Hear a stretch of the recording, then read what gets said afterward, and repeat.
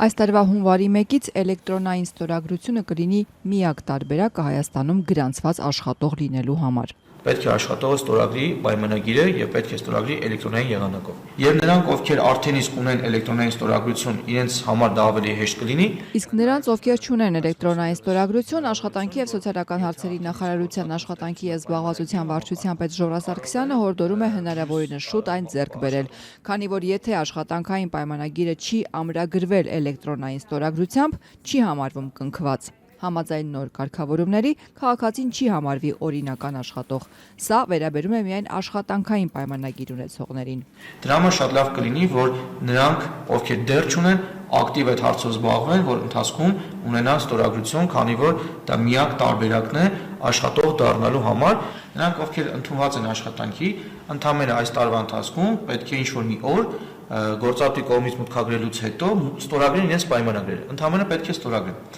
Իսկ նրանք, ովքեր ընդունվելու են աշխատանքի, բնականաբար պետք է զրոյից, ինչպես ասում են, ստեղծվի իրենց համար պայմանագիր եւ իրենք պետք է ստորագրեն այդ պայմանագիրը, որ դառնան աշխատող։ Էլեկտրոնային ստորագրության անհրաժեշտության մասին խոսում էին դեռ այն ժամանակ, երբ իշխանությունը աշխատող քաղաքացիներին պարտադրում էր հայտարարագրել եկամուտները։ Այս պահանջը մի քանի անգամ հետաձգվեց, խմբագրվեց ու փաստացի էլեկտրոնային ստորագրությունը պարտադիր դարձավ միայն նրանց համար, ովքեր հայտարարագրելու բան ունեին։ Հիմա արդեն էլեկտրոնային ստորագրությունն ուղիղ համեմատական է օրինական աշխատող լինելու հետ, իսկ էլեկտրոնային ստորագրություն ձեռք բերելու համար նախ պետք է նույնականացման քարտ ունենալ։ Այսօր էլ մենք ունենք մարդիկ, ովքեր նույնականացման քարտ ստանալու համար հերթագրված են եւ իրենց հերթը հասնելու է 26 թվականի կեսերին մինչեւ։ Հայաստանի արհմիությունների կոնֆեդերացիայի նախագահ Էլեն Մանասարյանը դեռ ամիսներ առաջ էր ահազանգում։ Այս խնդրով արդեն բազմաթիվ բողոքներ են ստացել։ Նույնականացման քարտն այդքան էլ հեշտ չէ ստանալը։ Հատկապես Երևան քաղաքում բացարձակապես անհնար է արագ ստանալ նույնականացման քարտ։ Իհարկե,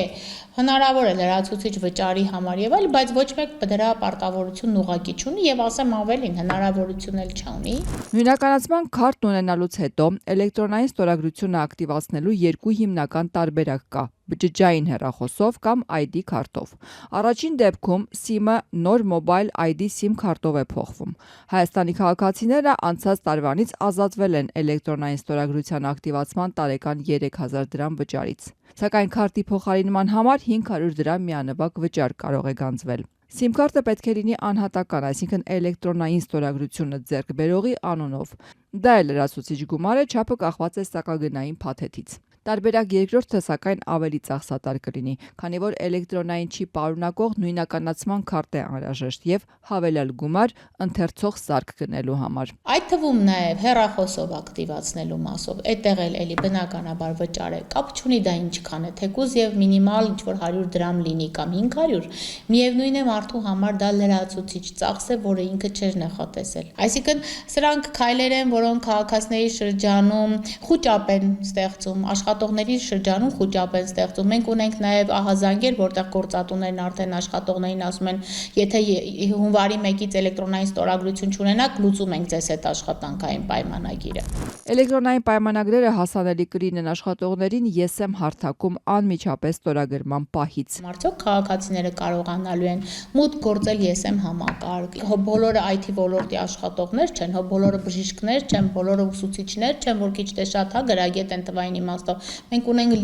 բազմաթիվ մարդիկ, ովքեր բանվոր են աշխատում, գյուղատնտեսության ոլորտում են աշխատում,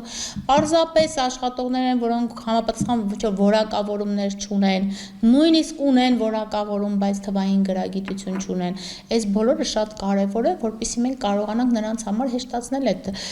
ԵՍ-եմ համակարգից թեկուզ օգտվելը, մուտք գործելը, որպեսզի հետագայում նրանք խնդիրներ չունենան, թե աշխատանքային հարաբերություններում եւ թե պետության հետ հարաբերություններում քաղաքացիայի իրավական։ Պաշտոնյաները բացատրում են, որ համակարգը հնարավորություն կտա տեսչական մարմիններին վերահսկողության ժամանակ տեսնել կողմերի միջև պայմանագրային փոփոխությունները։ Գործատուները 1 տարի ժամանակ ունեն նախկինում թղթային տարբերակով կնքված պայմանագրերը թվային հարթակ տեղափոխելու համար։